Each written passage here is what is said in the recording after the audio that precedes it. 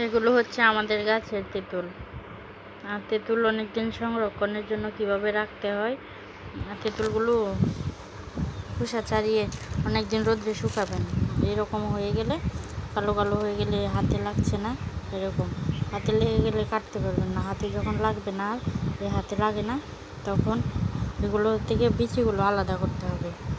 এই যে আলাদা করতে হবে, আলাদা করে এরকম করবে, করে এভাবে গোল গোল করে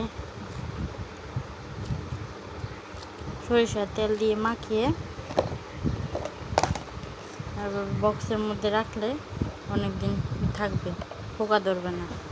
বিচি সহ রাখলে পোকা ধরে, তাড়াতাড়ি নষ্ট হয়ে যাবে। আমরা এগুলা 1-1.5 বছর 3 বছরও রাখতে পারি, কিছু হয় না।